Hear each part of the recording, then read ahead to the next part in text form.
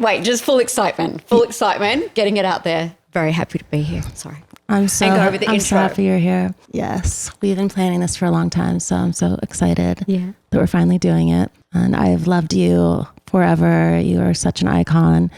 You are so beautiful inside and out. Don't make me cry straight up. Come on. Thank you. Thank you so much. So honored you're here. Happy to be here. Yes. Okay, so let's do this. Today I'm sitting down with the one, the only, the legendary Kylie Minogue. She is a true multi-award winning pop legend, selling more than 80 million records worldwide. She is one of the most successful dance artists of all time and the only female artist to reach the top spot of the UK album charts in 5 consecutive decades. Hi, Kylie. Hi. I felt like there was like a page drop. Hi. Am I good here? I know. I might just bring this up a little bit. Thank you for that. It's weird hearing all of that back. It's true. I mean, day-to-day life isn't exactly that, but that has happened. So I'm very proud of it. Yeah, you've accomplished so much and you're just such a powerhouse in so many ways and are just killing it all the time. So it's awesome. I keep trying. Well, I'm so happy that you're here with me today. You're such an icon. And in fact, you will soon receive the Icon Award at the 2024 Billboard Women in Music Awards. Are you excited for that? I am super excited about that because it's celebrating women and I'm really looking forward to just being in the room. We will have all walked different paths to get to where we are, but rightly or wrongly, I always feel that there is something that unites us all. We might not speak about it. I might not get to know in a lot of detail what the other artists' experience is, but for sure, I feel less alone. Mm-hmm. I feel that it will be a really supportive night and a night of inspiration. And frankly, I mean, looking at it there, it's unreal. I'm very proud. I'm very excited. I'm very humbled. I can't wait. I'm going to be there as well. I'll be presenting, so I'm going to be there to celebrate with you. Fantastic. It's going to be incredible. I love when just all the women can come together and support each other and lift each other up. I think especially just going through the 2000s, it was so different. And it's just amazing now just to see how things have changed so much. Yeah, absolutely. We've gone through very different eras, very different stages in your personal development and in what's acceptable, what's not, what you can and can't do, and what you've had to, or what one has had to navigate. Yeah, it's interesting. That's going to be. I think we're in a pretty good place right now, and I'm really looking forward to celebrating everyone. Me too. So you're also nominated for the highly coveted International Artist of the Year Awards at the Brit Awards. Congratulations. Yes. It's all good. It's been a good year for me, and things like Billboard, like Brits. I've been doing this for long enough now that I'm so conscious that this is a moment, and to really dive in and celebrate the moment. I know what it's taken for me to get to this point, or to every different point, starting out as a 19-year-old and through every different decade of life and my career. But I'm very aware that it's a moment to celebrate. It can be very busy reaching these moments, and the cycle's going, and it's like you're on spin cycle. There's no time to actually absorb it and breathe it in. And I feel like, although I am like busier than ever, there's a shift in my brain to just actively recognize, wow, this really is a moment at this stage in my career and my life to be having this. It's great. It's amazing. It's iconic. It's iconic, yeah. Yeah, my mom always says that. She's just like, sometimes you just have to like lay back and smell the roses. Yeah, because life moves so fast and you don't really get to sit to enjoy those special moments. So it's good to let it soak in, because I know it's just like you're just moving every second. There's something happening, something so exciting, but it's good just to like really just appreciate those moments. To recognize it. Yeah. So we wanted to celebrate the icon that you are today by taking a trip down memory lane. Here we go. So my team and I chose a few of your many iconic moments that helped make you the icon that you are today. I think I just stopped breathing a little bit and started like, okay, what's it going to be? All right, let's discover. So I'm going to show you a short clip and then ask you to tell everyone what memories come flooding back. Okay. So first, we're going to show you a clip from one of your many iconic music videos. I feel like I'm saying iconic 1,000 times because you're so iconic. And this one is from 1997. Yes. So we just watched the music video for Did It Again. What memories does this video bring up for you? Oh, that is so much fun. So what year was that? 97? 97. So this is pre-people, there's an app for everything. And so it took a long time getting the 4 Kylies lined up and there was if I was interacting with myself, it was a very patient girl in the full chroma key blue outfit. It was really fun piecing that together and playing with different Kylies, which was taken from what the press was saying at the time, just kind of putting you in different boxes, which is kind of amazing on the one hand, a bit limiting on the other hand, but it was happening, so we went for it. It was a fun video. That's really cool. I've got some amazing behind-the-scenes footage of that shoot. How long did it take to shoot? I think we did 2 days. Yeah. Yeah. I mean, I was literally like a stunt person. I was throwing myself, taking the knocks, throwing myself on the floor. It was an energetic couple of days. Yes. I'm glad to have those memories. The video shows different versions of yourself: sexy Kylie, cute Kylie, indie Kylie, dance Kylie. If you remade this today, what versions of Kylie would you put in there? Oh, that's a really good question. Comfy Kylie, for sure. Because as soon as I get in the door, it's Birks, Crocs, tracks, sweatpants. So be comfy Kylie. We could be iconic Kylie. Why not? I don't know which one, but yeah. Loves it. I'm just putting in like bits of like behind the scenes clown Kylie because I am normally the biggest card in the room. And the fourth could be, I don't know the fourth one. Have you got any ideas? Yeah, Vegas Kylie. Thank you. Points for Bruce. Vegas Kylie. Yeah. Yes. Okay. Someone's got to put that video together. I don't know how all those worlds would meet.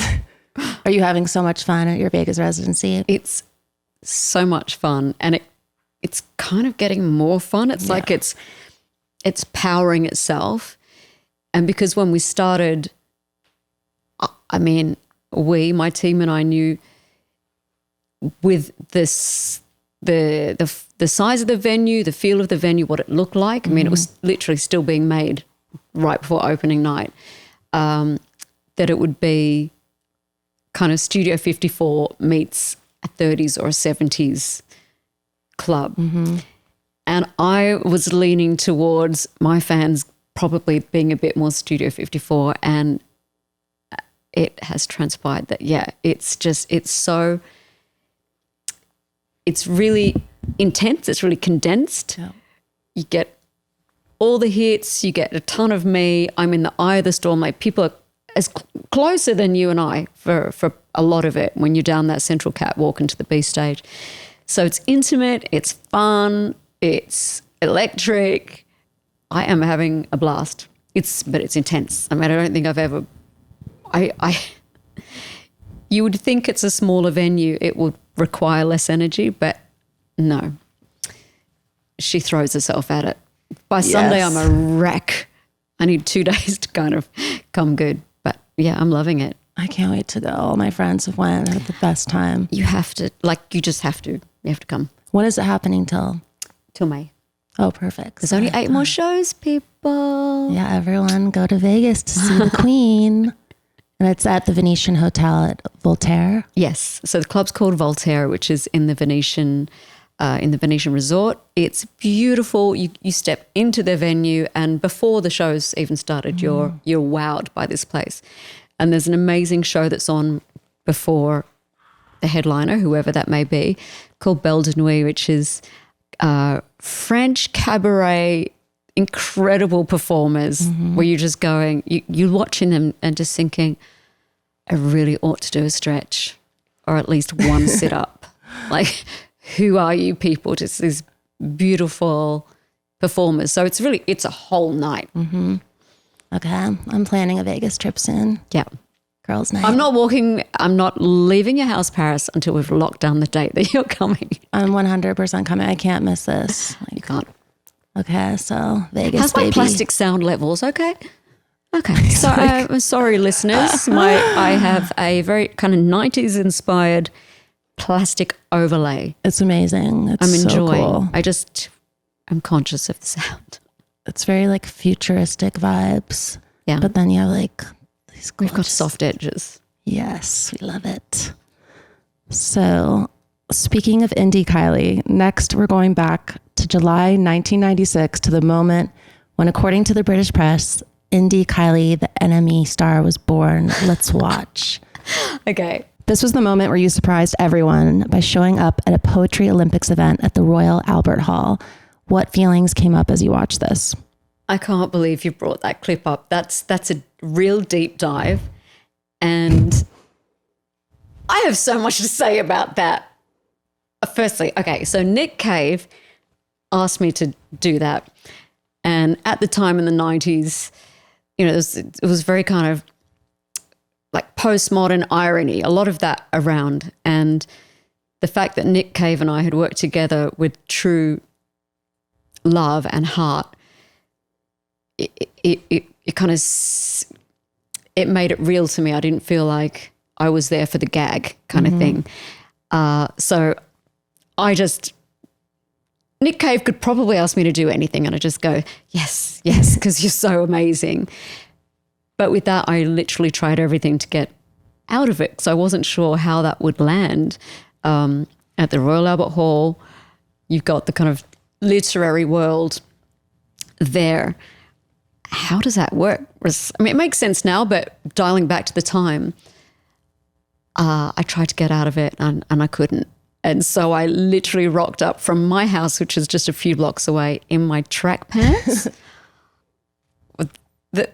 No bra, all my hair in the little bunches because I just hacked it off, I don't know, a year before and I was in the growing out phase. You can see I'm not prepared, nor is the camera. No one's prepared.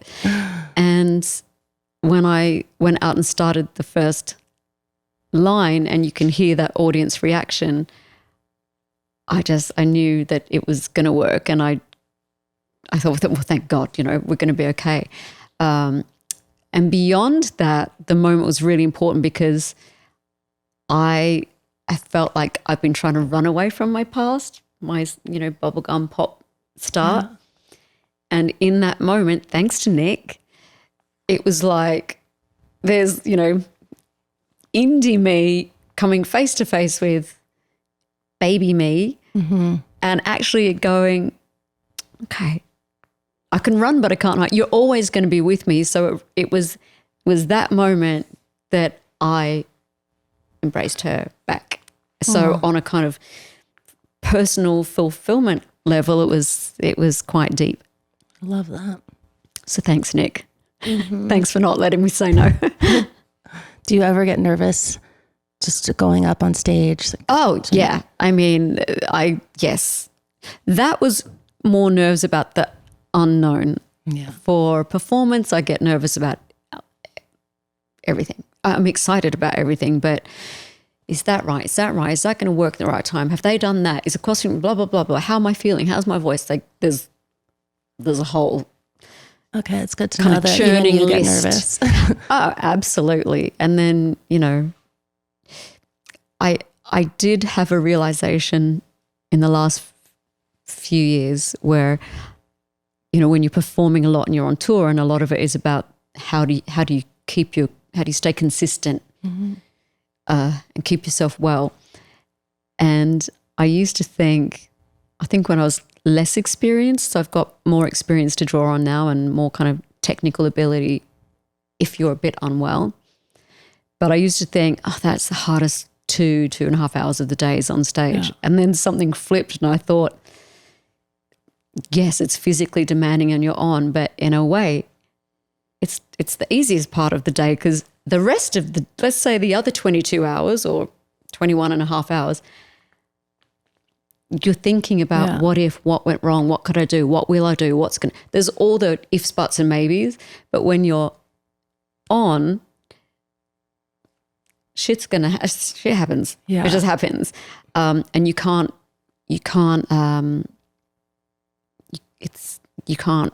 make perfection happen. But in that moment, you're so on that you deal with it. In a split second, you deal with it. And so see how it kind of flipped. Yeah. It's interesting. Yeah, I always get so nervous when I'm about to do anything on stage. I get probably most nervous about speaking. So you're doing a great job right now. Yes. Now we're going to jump to 2002 and one of your many legendary live performances. This was your incredible mashup performance of Can't Get You Out of My Head and New Order's Blue Monday at the Brit Awards. It was so iconic. That's hot. That is hot. I mean, health and safety, where are you? I have no idea how that was. Literally, I'm hanging on to like nothing. But that was, that is definitely a highlight. I'll never forget that entrance. I was like, whoa, so sick. It really was. Those boots are everything. The boots, the dances, the choreography. I think I learned the choreography the day before on stage at rehearsals. But I was working pretty intensely with this fantastic choreographer, Raphael Bonicella. And I just love what he did. I love what William Baker did with all the creative direction. And, CDs. Mm-hmm. It lets ejector from the CD player. Sure. I love that song so much. I was just having a concert during Pride in New York, and I played this mashup of Can't Get You Out of My Head with Padam, and people just like lose it. Love it. It's Thank so you sick. so much. Mm-hmm. I love but it. Blue Monday will be cool no matter what you do to it. But it just happened to be a perfect match to go with Can't Get. So we call that Can't Get Blue Monday out of my head. And I will never get that out of my head, because there's some to have every aspect of a performance marry up and become greater than the sum of its parts. It's quite rare. And somehow we did it there. So iconic. So I should just have that on repeat in my house, like in every room, just to go, did that. Yes. When I'm feeling a bit in need of a pep up. Yeah.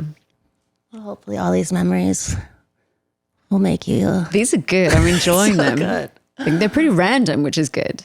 So you are so loved by so many people, and that includes other icons. Let's take a look. Amazing. I was there that night at the MTV Awards, and there was a rumor going around, but I didn't know until I actually saw Madonna wearing a T-shirt with my name. Oh, you didn't know? I didn't know for sure, because she went through that at that time. She was wearing different people, but yeah. What was your reaction? Oh, I mean, kind of gobsmacked and like, is this really happening? Yes. It was just, it was unreal. So we just saw a clip of Madonna paying tribute to you by performing music and a T-shirt with your name emblazoned on it. What was your initial reaction to this love for Madonna? Faint-worthy, jaw-dropping. It was, go back to 14-year-old me prancing around my bedroom, just wishing I could be Madonna. And yeah, there's quite a few moments now where I still am absolutely pumped that some people, I'm like, they know that I exist on this planet. Not, before them being a fan or anything. It's like, they know that I exist. So that's probably one of those moments. I think everyone knows that. I'm trying to make it so I'm working hard, but yeah. That makes me want to get the bedazzler out and get a Madonna t-shirt happening. Yes. Yeah.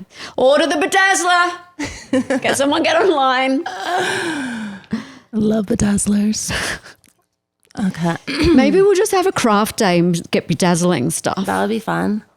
That would be really fun. I'm a crafter. Me too. I love I'm not, and there's no shame. It's so fun. I always have been.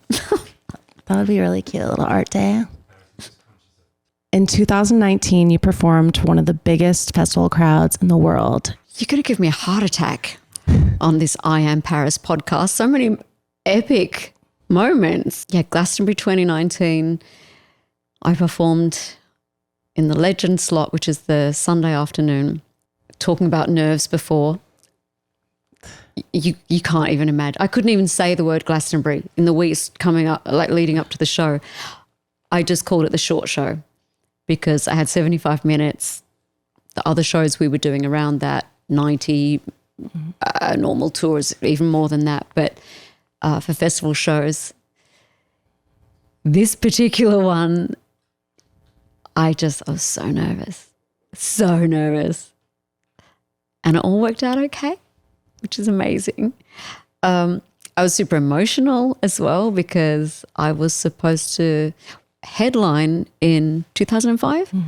And that's the same year I had my breast cancer diagnosis. So I was, in a whole other world.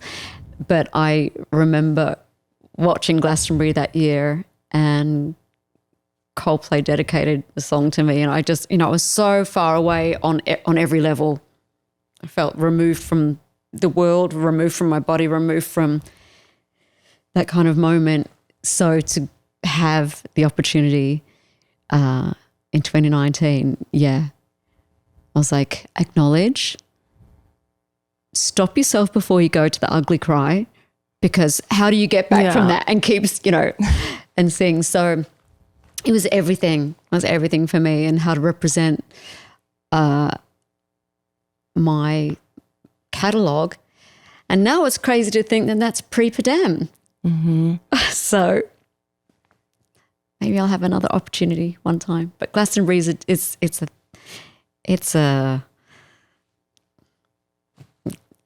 it's hard to compute. And when people ask me about it, I say, okay, if you're on stage, because they've got those great viewing platforms, that's such a limited number. So if you manage to get on there, great.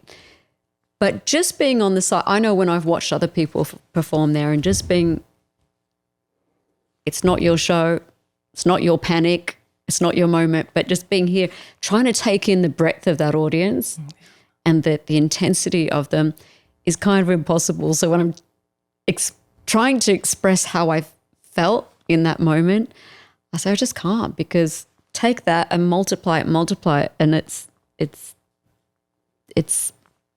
me. There's in one view of your eye view, you can't. There's no way you can take all of it. There's just so many people. Oh my God, from that video, it looks like it's insane.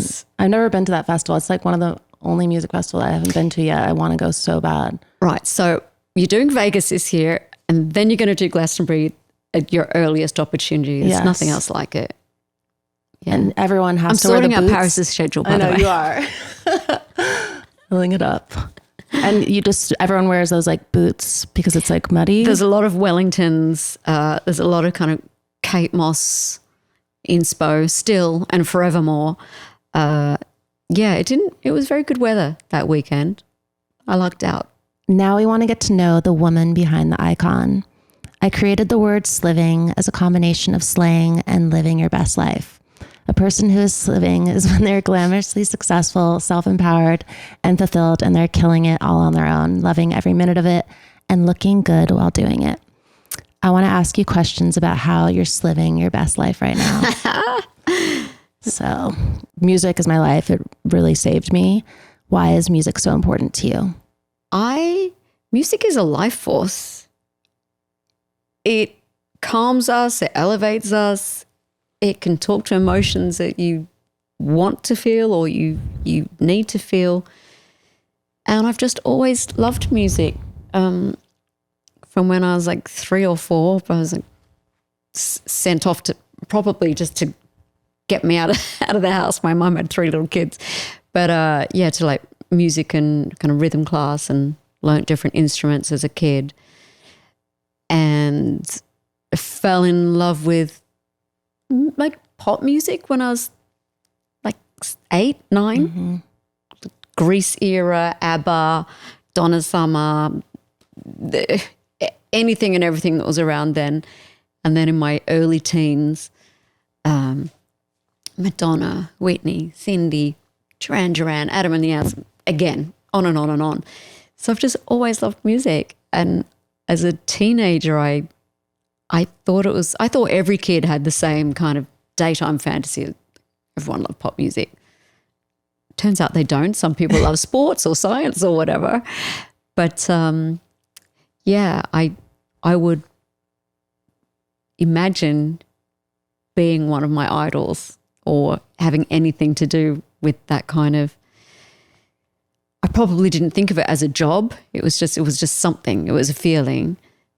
And my journey into music, and then my discovery of all the different layers of it up until now has been incredible. My passion for a song and what's in a song is greater than ever.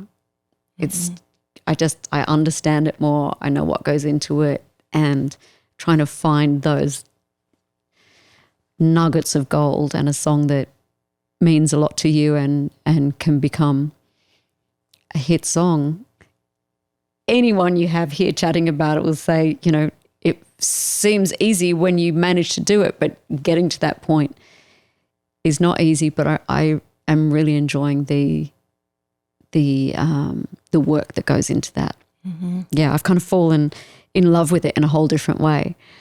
And I think some of that came from lockdown. Yeah. And learning to self-record, and now I pretty much self-record everything, which has added a whole new dimension to my work. It's so fun. I have the label saying, yeah, there's a studio. Should we set up a studio? I'm like, no thanks. Like, I know what I'm doing. I'll get you'll have them this afternoon. I'll do them. Yeah. It's great. It's so I love being able to record at home. So liberating, yeah. Mm-hmm. What is your go-to getting ready song for a big night out? Oh, Put on. I mean, I could put damn any time of day, I suppose. I don't have one. I listen to a lot of demos, like a lot. I was playing a few this morning just because it's in my head. They're works, WIPs. But I don't know. Weirdly, I don't listen too much once it's done. Mm-hmm. The next stage would be performing them, and in Vegas to have 4 songs from the current album Tension in that show. That's the next level of the thrill. Is how much joy I get performing it, and how much the audience elevates it. Mm-hmm. And you can only imagine that. That's why I'm listening to demos getting ready or in different environments just to hear it, almost trying to hear it a step removed. Mm-hmm. I digress. What does music mean to me? It means the world to me. Yeah, that's your world. Who are your biggest inspirations right now? Again, all and sundry. I mean, anyone. Could be randoms. Like I listen to a lot of indie folk kind of music. I couldn't even give you a name, but yeah, I'm inspired everywhere. And do you like to cook? I can safely say I don't think any of my family or friends would, in any of my definitions, cook's not. It's it's really low. But on the occasions when I do cook, I enjoy it. It's just not my brother and sister are great cooks. You know, they'll be, there's the pantry, the ingredients, the fridge, and it'll happen.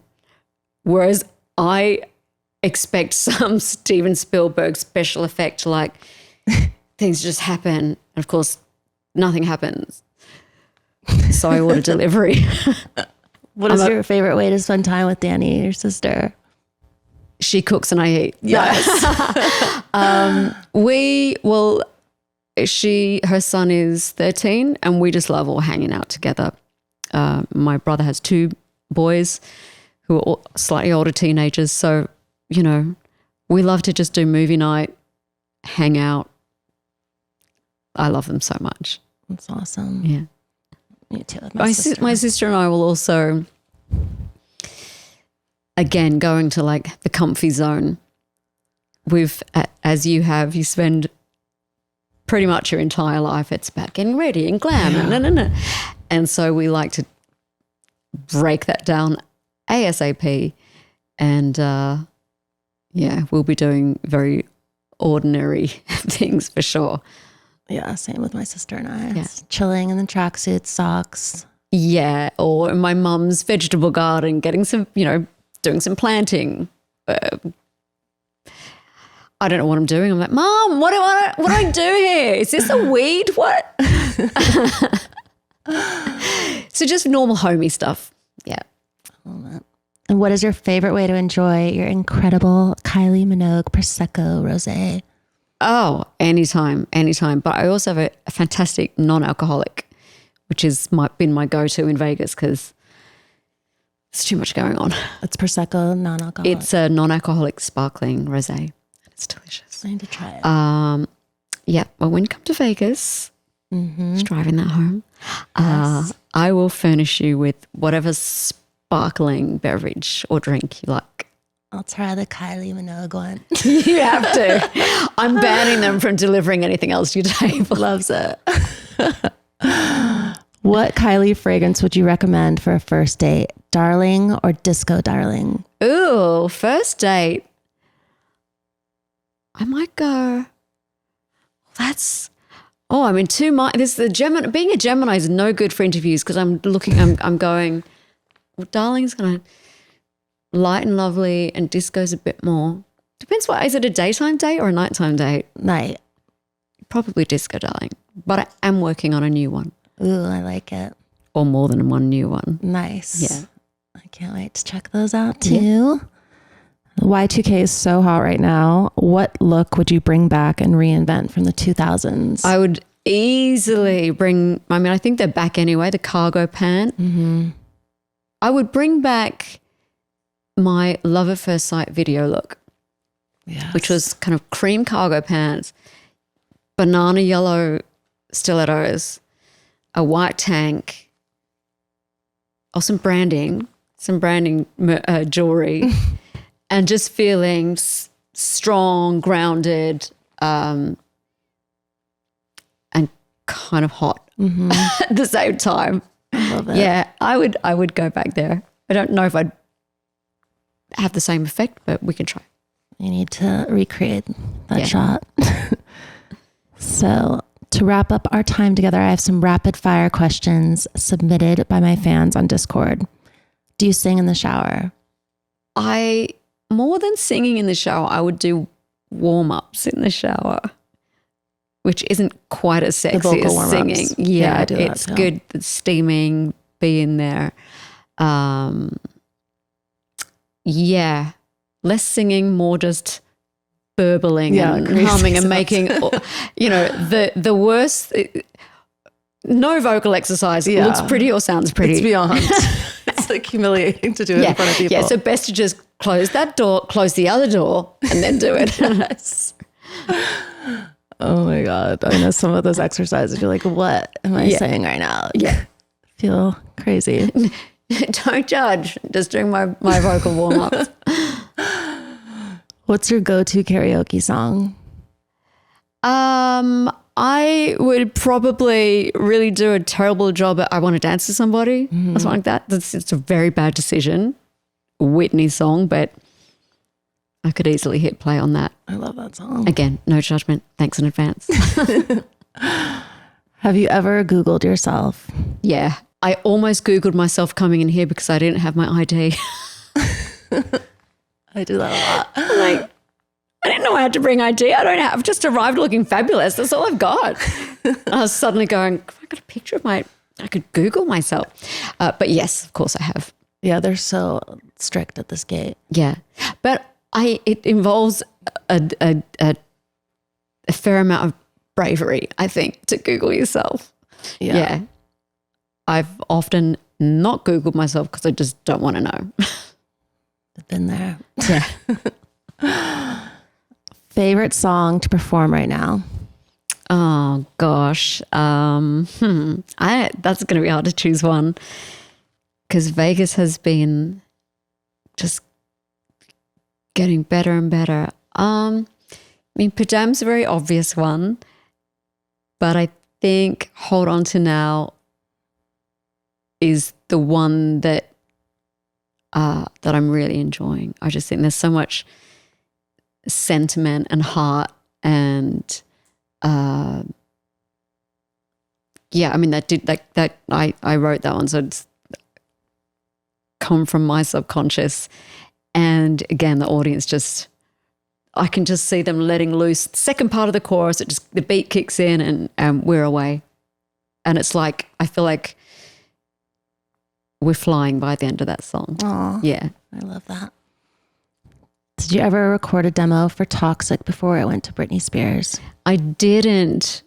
I mean, yeah, I remember that because Kathy Dennis, who wrote Can't Get You Out of My Head, wrote Toxic. And I remember my A&R saying this time, I've got this other song, Toxic. I was like, Toxic? A song called Toxic. I know. But I will say that I think it was always destined to be Britney's song. I mean, I can't even imagine me doing it now. So, but you live and learn. Yeah, I love that. Listen, don't say no before it's just, I try everything now, actually. Even songs that, if it's a demo that I'm not even entirely sure of, because I just set up my equipment and it's easy enough to do it. And sometimes it will surprise me and it will work out. Yeah. You're working on the new album. I'm working on other songs, yeah. Loves it. And it fills me with so much joy and frustration and all the other things that are part of writing or finding the song or interpreting the song, getting the vocals right. But it's an amazing puzzle. Yeah, the song is the puzzle and I like puzzles. Yeah. There's crafting and then there's puzzles. Mm-hmm. Let's do the crossword. Let's do the wordle. Let's do the, there's plenty more nerdy stuff in me. Me too. We'll do that on our day off. Yes. Yeah. What kind of crafting do you like to do? I'll do anything. I actually get a little bit jealous. This is merging the worlds of trying to, make iconic moments. And the other side is, I remember actually from Fever 2002, there was so much to do and I had probably made myself ill beforehand just with the workload and the worry and the stress and I'm going to get sick. Bang, you're sick. And so my team were, there's always a stitch. There's a stitch. It's the rule. There's stuff to do. And amending costumes or putting, building them up for stage. And all I wanted to do was just give me a needle and thread, give me a task. I know what the task is. I know how to do it. Just take me out of this hell of worry that I was in. So yeah, anything stitching. We could start with that. Stitching. Yeah. I have to teach all these wardrobe people, don't you know how to do a knot? I like to tie this away. Because my grandma taught me to sew and knit and cut patterns when I was 14, 15. That was so cool. I'd go to the market with $5 and come home with remnants, bits of leather, just stuff. I remember my mum saying, oh, what are you going to do with all that? I'd cut them up. And because I am so tiny, but as a teenager, I would I'd buy a lot of just old stuff. I don't know if you would even call it vintage, but at the Sunday market that was near our house. Yeah, and make stuff. That's so cute. And so I know how to alter things because I used to have to alter them myself. I still have a sewing machine somewhere in my house. I wish I knew how to do that. It's so easy. It's really fun. Okay, you need to teach me that too. Yeah. What is your? We're going on camp. Yeah, This is beyond a day. We're going on camp. Yes. What's your favorite comfort TV show? Oh, I really like Gogglebox, which is a British show. Gogglebox? And Gogglebox. Goggle. Uh-huh. And there's a British one, an Australian one, and it's basically cameras in various people's living rooms. So there'd be no person, and they're watching TV, so they're reacting to watching TV, which you think, that's who's going to watch that? I watch it, and millions of people watch it, and you see yourself. So it's like fractals in on itself. You're reacting to the Gogglebox, reacting to the TV. So that's they a see good one. you too? No. Oh, no. Well, not that I know of, unless they've set up hidden cameras in my lounge room. I think that's a good one because you can kind of catch up on the TV through the week as well. Okay. Spoiler alert if you're waiting to see something and you don't want to know what happens in the finale of that, that series. Yeah, don't watch Gogglebox in that case. Okay. What else? What's your guilty pleasure TV? I love The Simple Life. Yes. On top of The Simple Life. Oh, full stop. She's like, point final. That's it. Mm-hmm. That's all I watch. Yeah. No, but I love that. I love cartoons. I love Family Guy. Yes, agreed. It's so funny. Do people still come up and ask you to do the locomotion with them? No, they don't. No one's ever asked you. Well, not in recent memory. I asked them in Vegas and like, who wants to do the locomotion and try and get people going? No, it's probably more that one. Mm-hmm. And now it's Padam. For the TikToks. Yeah. Yes. What is your most memorable career experience so far? Paris. That's impossible. Glastonbury's got to be up there for a kind of sensory overload. Yeah. And I can't repeat that. I may do it in a different way, but that was definitely a peak. Mm-hmm. Thank you, Kylie, so much for coming on I Am Paris.